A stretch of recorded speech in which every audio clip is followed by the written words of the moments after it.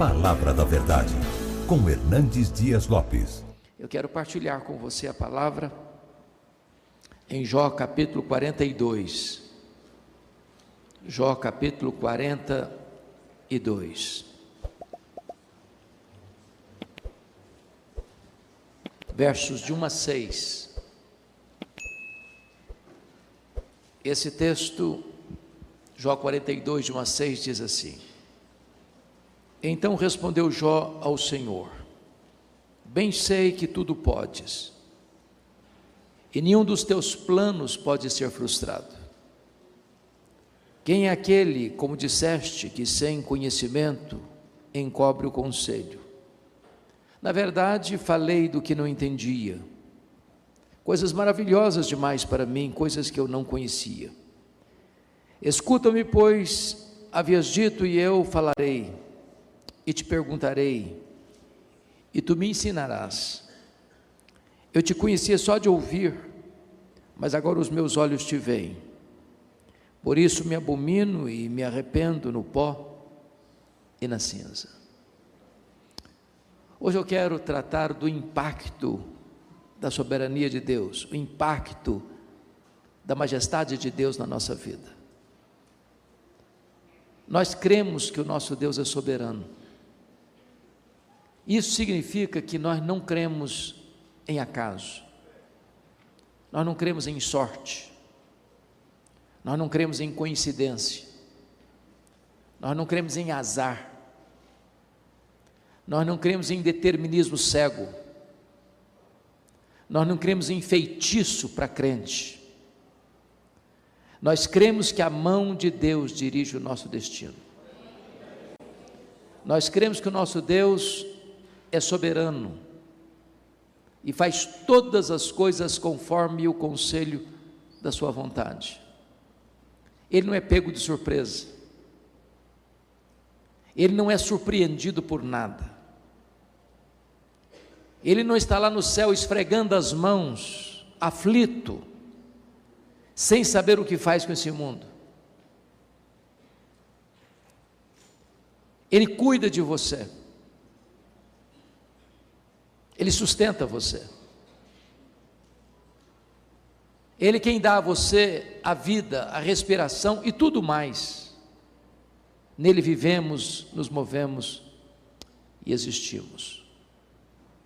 Talvez nenhuma outra vida na história bíblica ou na história da humanidade podemos encontrar de maneira tão eloquente a soberania de Deus como na vida de Jó.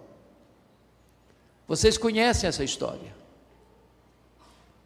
Esse homem que foi um patriarca, que viveu em priscas eras, há tanto tempo. Deus disse acerca dele o que não disse acerca da maioria de nós. Observaste o meu servo Jó? Não há ninguém na terra semelhante a ele. Homem íntegro, reto, temente a Deus, que se desvia do mal. Isso não é uma opinião, nem é um elogio por alguém bajulador. Essas palavras são palavras do próprio Deus. Deus não tem uma opinião a seu respeito, Deus tem o diagnóstico. E por isso diz a Bíblia que Satanás insinuou para o próprio Deus que Jó só servia a Deus por interesse, que religião na vida de Jó era um negócio, que se Deus tirasse o que havia dado para Jó, o Jó adorador transformar-se-ia num Jó blasfemador. Deus havia dado para Jó riquezas, Deus havia dado para Jó família, Deus havia dado para Jó saúde, Deus havia dado para Jó amizades verdadeiras. E Satanás diz para Deus: toca no que ele tem, e verás se não blasfema contra ti na tua face. Toca nos seus ossos, toca na sua carne, e verás que ele tornar-se um blasfemador. E diz a Bíblia que Deus permite que Satanás prove Jó. E Satanás só pode provar Jó porque Deus permite. Satanás não pode ir 1 centímetro a mais na sua vida sem a permissão divina. Quem controla a sua vida não é Satanás, é Deus. A sua vida está nas mãos de Deus. Você está guardado nas mãos de Jesus. Mas Deus queria mostrar para a história, para os pósteros, para você e para mim, que é possível alguém amar mais a Deus do que o dinheiro, do que a família e do que a si mesmo. E Jó enfrenta uma tempestade terrível, quando ele vai à falência, quando ele tem a dor mais avassaladora que um ser humano pode passar na vida, sepultar os próprios filhos, quando ele perde a saúde, e o seu corpo vira uma carcaça humana, uma chaga viva, uma ferida aberta, quando o seu casamento, nas agruras mais profundas da alma, entra em rota de colisão, e a sua mulher ordena-o amaldiçoar a Deus e morrer, quando ele lida com a incompreensão dos seus amigos, que assacam contra ele pesados libelos acusatórios, e esse homem vai para o fundo do poço. Esse homem perde tudo: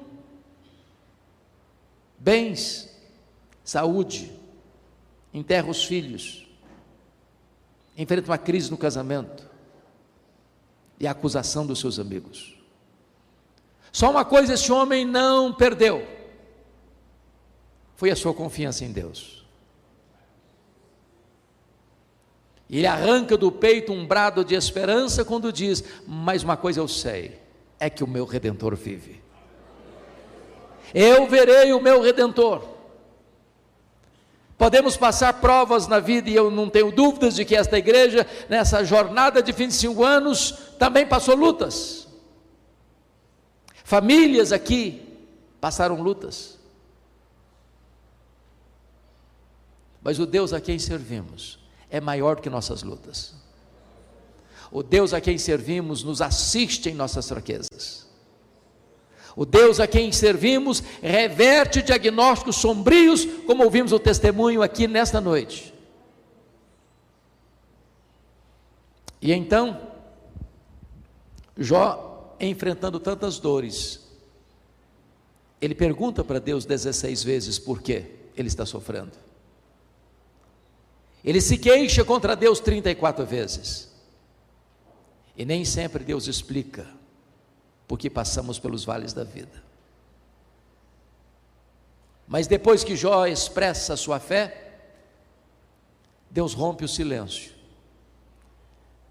E Deus derrama sobre Jó, em torrentes caudalosas, a sua grandeza, a sua majestade, o seu poder, o seu controle do universo, o seu plano eterno, fazendo para Jó 70 perguntas retóricas, nos capítulos 38, 39, 40 e 41.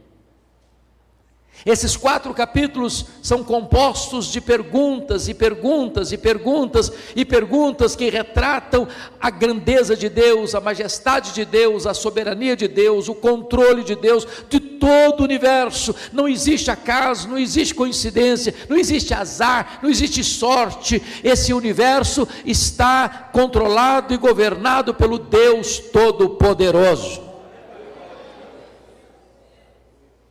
E quando Jó é como que confrontado, ou até mesmo esmagado, debaixo da glória de Deus, da Shekinah de Deus, da majestade de Deus, da manifestação soberana de Deus, ele vai descobrir verdades tão benditas, que vão não só impactar a sua vida, mas transformá-la profundamente.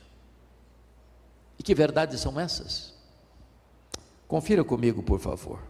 Em primeiro lugar, no versículo 2, ele vai dizer: então Jó respondeu ao Senhor: bem sei que tudo podes. Ele descobre que Deus é o Todo-Poderoso, para quem não tem problema insolúvel, para quem não tem causa perdida, para quem não tem doença incurável, para quem não tem casamento irrecuperável, para quem não tem pecado que Ele não possa perdoar, onde tem arrependimento. Deus não conhece derrota, Deus não conhece fracasso, Deus não conhece impossibilidades, Ele tudo pode. Você e eu temos impossibilidades intransponíveis, somos tão frágeis, somos tão fraquinhos, somos tão limitados. Eu fico impressionado, porque quando você olha a literatura hoje, nos livros que são publicados, dezenas e dezenas diariamente, a grande maioria desses livros são livros de autoajuda, são livros que fazem cócegas no seu egoísmo, na sua vaidade, dizendo que você é forte, que você tem a força, que você tem o poder, que você é um gigante adormecido, que basta fazer cócegas no seu interior, que você se levantará como um gigante, que há poder nas suas palavras. Quando eu me volto para a Bíblia, eu descubro exatamente o contrário. A Bíblia diz que nós somos fracos, impotentes, incapazes. A Bíblia diz que Deus conhece a nossa estrutura e sabe que somos pó. Nós temos fraquezas físicas, gostando ou não, as rugas vão surgindo. Nem os cosméticos de melhor qualidade conseguem driblá-las. Nem as cirurgias plásticas mais sofisticadas conseguem ocultá-las. As nossas pernas ficam bambas, os nossos joelhos trôpegos, as nossas mãos descaídas, os nossos olhos embaçados. Temos fraquezas físicas, temos fraquezas emocionais. Quantos de nós aqui já não passamos pelo vale da depressão? Quantos de nós aqui, nas noites mais escuras da alma, gememos e sangramos, dizendo: eu não aguento mais? Temos fraquezas morais. Quantos de nós, já não chorando diante de Deus, prometemos nunca mais incorrer neste ou naquele erro, neste ou naquele pecado, e nos flagramos cometendo os mesmos erros? Temos fraquezas espirituais. Somos um ser ambíguo, contraditório, paradoxal. A Bíblia diz: o bem que nós queremos fazer, não o fazemos, o mal que não queremos, esse praticamos. Somos fracos. Mas é maravilhoso você hoje aqui, neste culto, nesta hora, nesta noite, poder afirmar: mas o meu Deus tudo pode. Tudo pode. Sem matéria pré-existente, Ele criou este universo, que tem mais de 93 bilhões de anos-luz de diâmetro. Sem matéria pré-existente, Ele chamou a existência as estrelas em número superior aos grãos de areia de todas as praias e desertos do nosso planeta. Sem matéria pré-existente, Ele criou todas as coisas, e pondo a mão no barro, criou o homem à sua imagem e à sua semelhança. Você bem sabe quão complexo é o seu corpo. É uma máquina incrível. Você tem no seu corpo mais de 60 trilhões de células vivas. Você tem no seu corpo mais de 102 trilhões de metros de fita DNA.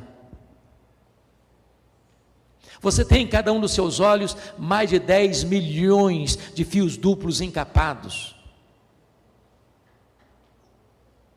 Você é um milagre do poder de Deus. Esse Deus a quem você professa, tudo pode. Talvez você nesta noite trouxe aqui uma causa perdida, humanamente impossível, pois hoje Deus pode reverter essa situação. Hoje Deus pode virar essa mesa. Hoje Deus pode mudar o placar desse jogo. Ele tudo pode. Permita ilustrar isso.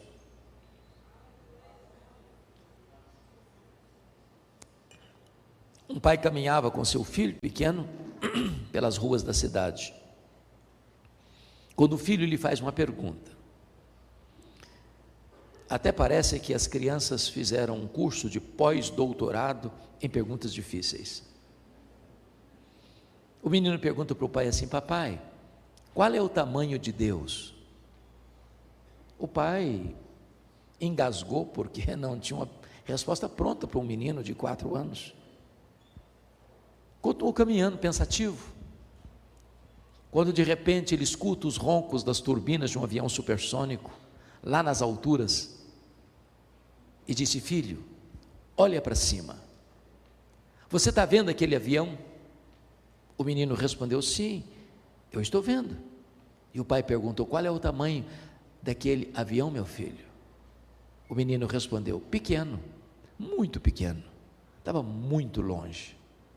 O pai pegou o menino, levou-o ao aeroporto, tinha um jumbão de mais de 400 passageiros no pátio.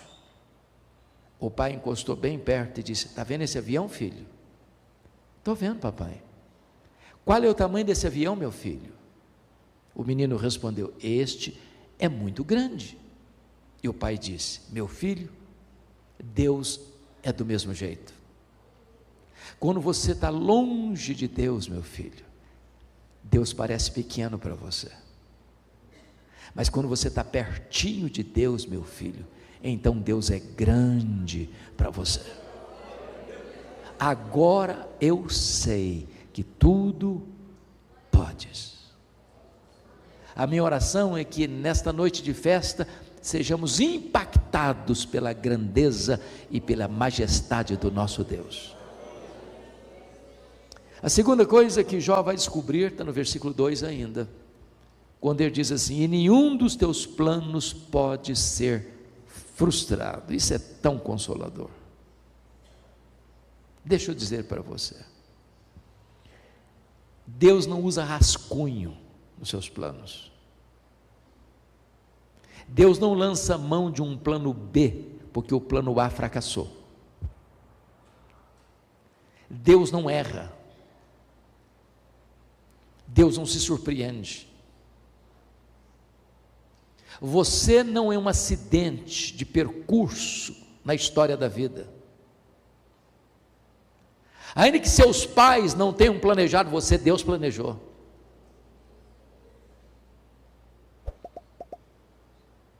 Nenhum dos planos de Deus pode ser frustrado. Ele tem o controle de tudo. Ele sabe tudo. Se você está passando uma luta, uma prova, um vale, uma enfermidade, uma crise, uma tempestade na vida, saiba que isso também está incluído no grande projeto de Deus, não para destruir você, mas para fortalecer você. Não para derrotar você, mas para tonificar as musculaturas da sua alma. Não para reprovar você, mas para provar e aprovar você. Nenhum dos teus planos pode ser frustrado. Então sua vida não está solta, o léu, jogado de um lado para o outro ao sabor das circunstâncias. A sua vida está nas mãos daquele que está sentado no trono e conduz a história ao seu destino final. A terceira coisa que Jó vai destacar, porque ele foi impactado pela majestade de Deus, pela soberania de Deus, Está aí no versículo 3, quando ele diz: na verdade eu falei do que eu não entendia, coisas maravilhosas demais para mim, coisas que eu não conhecia.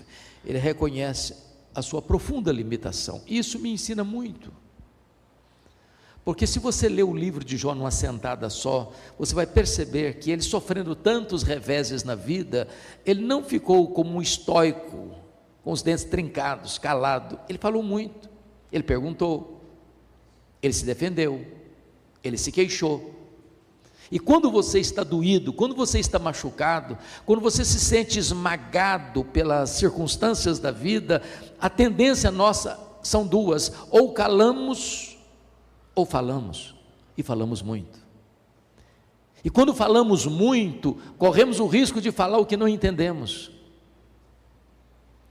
E de repente Deus começa a se manifestar a Jó, derramando sobre ele a luz da sua grandeza, da sua majestade. E Deus foi revelando a Jó perguntas retóricas: onde estavas tu, Jó, quando eu lançava os fundamentos da terra? Onde estavas tu, Jó, quando eu espalhava as estrelas no firmamento? Onde estavas tu, Jó, quando eu impedia que o mar invadisse a terra e colocava limite para o mar? Onde estavas tu, Jó?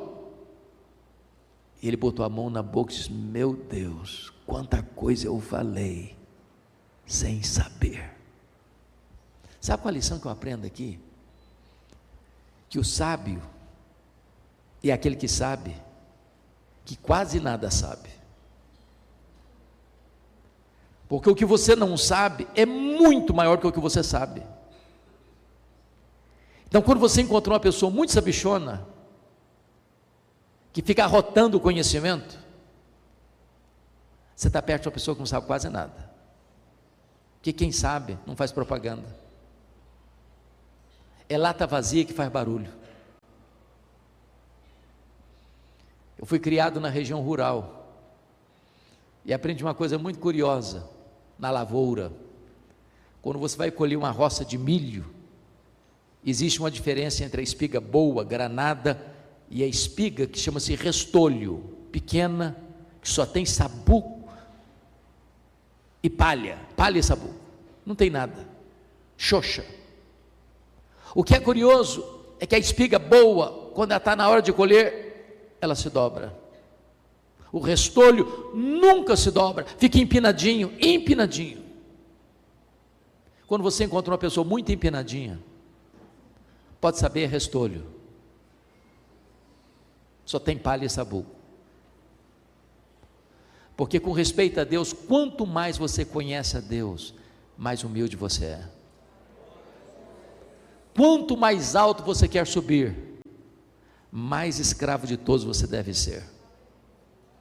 O próprio Rei da Glória diz: entre vós, eu sou aquele que serve. Então, conhecer a Deus é calçar as sandálias da humildade.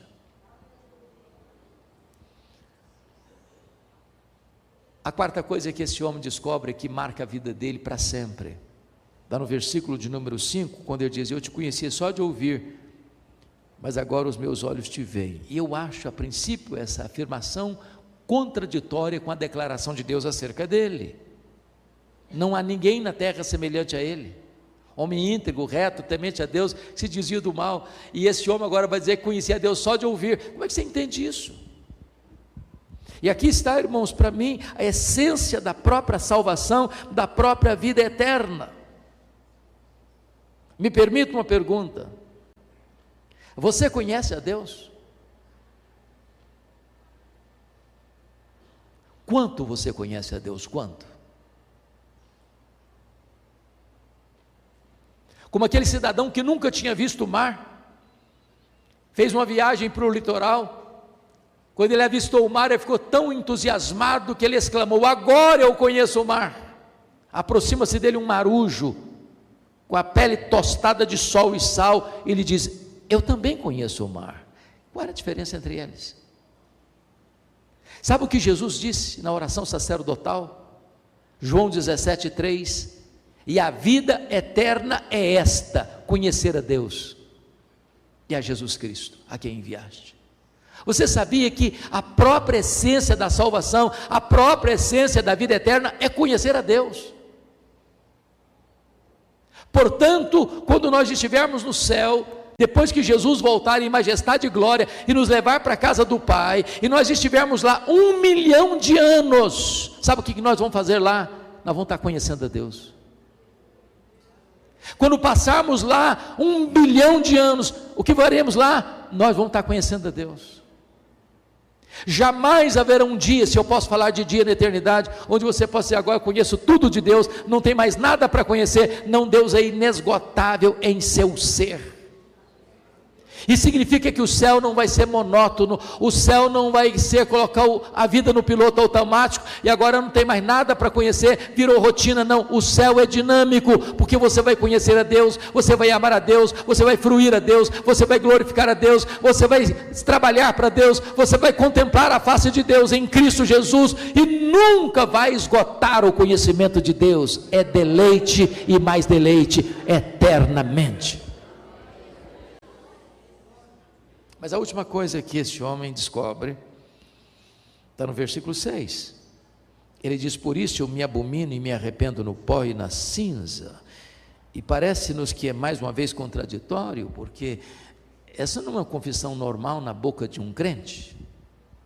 Eu me abomino, eu me arrependo, e eu me arrependo no pó e na cinza.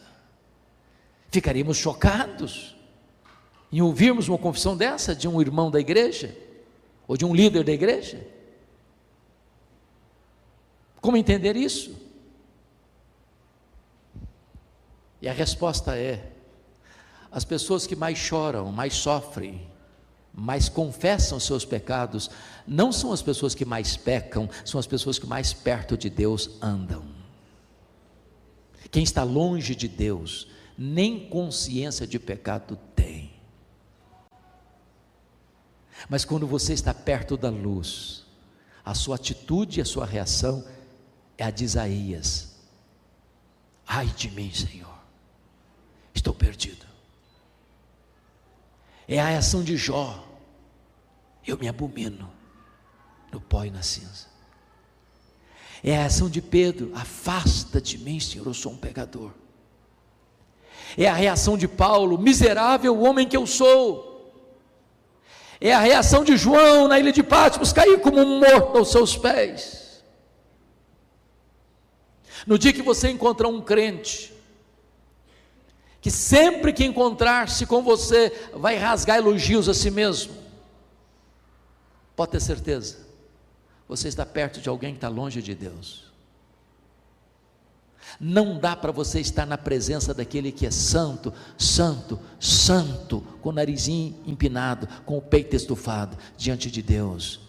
Humildade.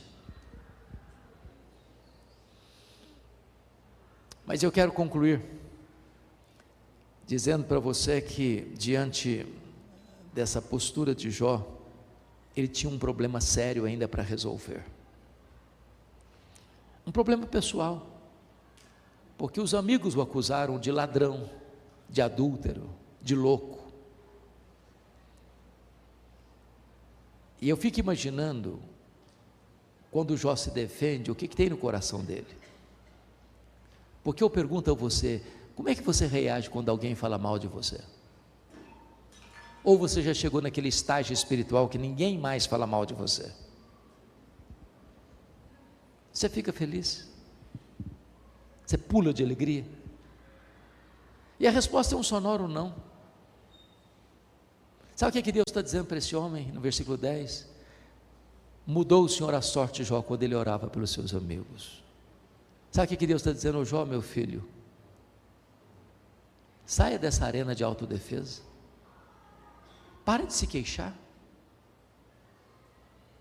comece a orar por esses amigos seus, que você não consegue ter mágoa de alguém e orar por ele ao mesmo tempo. Quem sabe você veio aqui hoje, você está estremecido com alguém, você está machucado porque alguém falou mal de você ou fez mal a você. Talvez você tenha se defendido, até na justiça. E Deus está dizendo para você nesta noite: entre na brecha da intercessão. Ore por essas pessoas.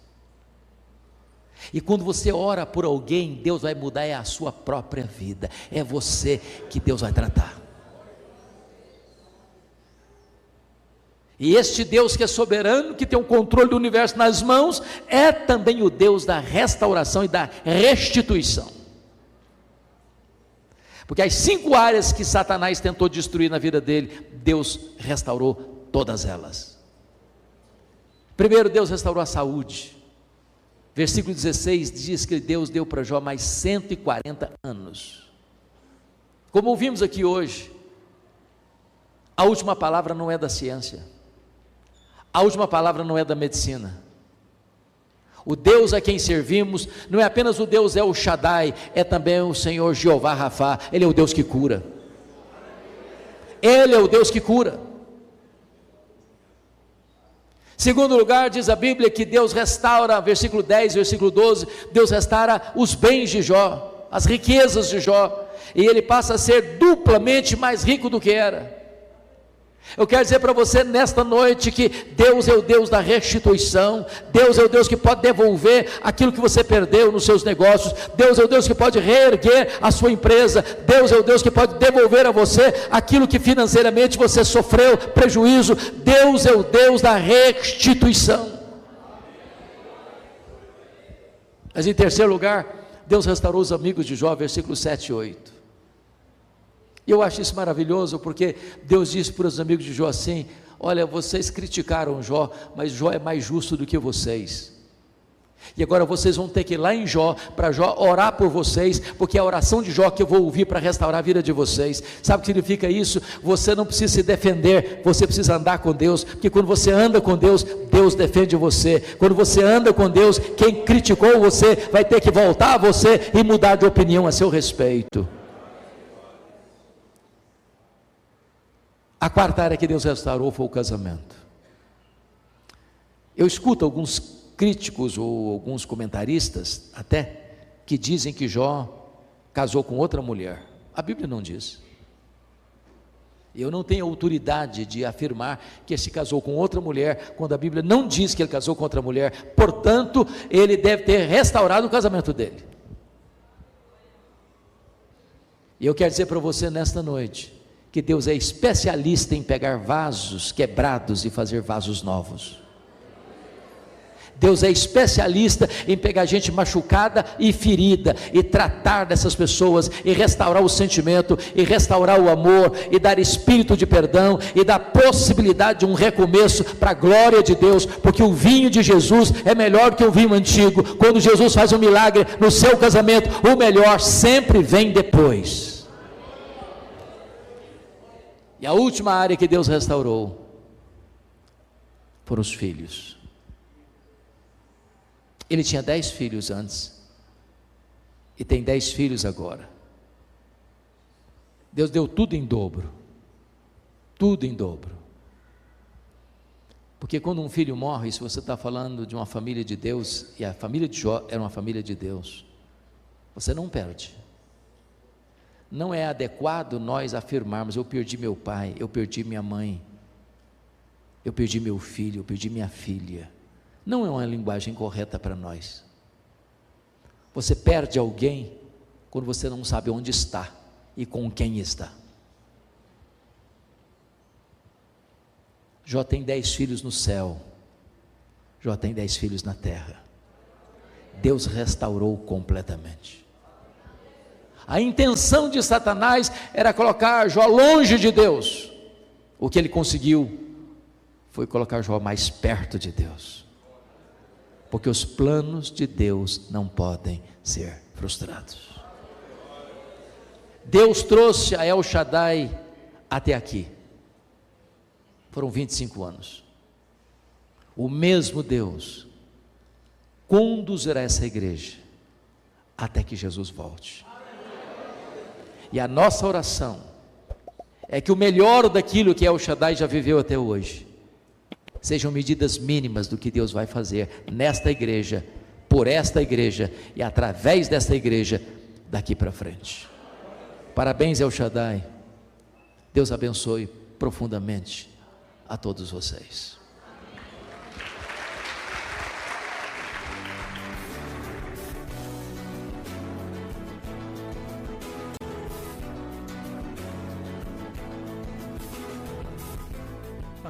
da Verdade, com Hernandes Dias Lopes.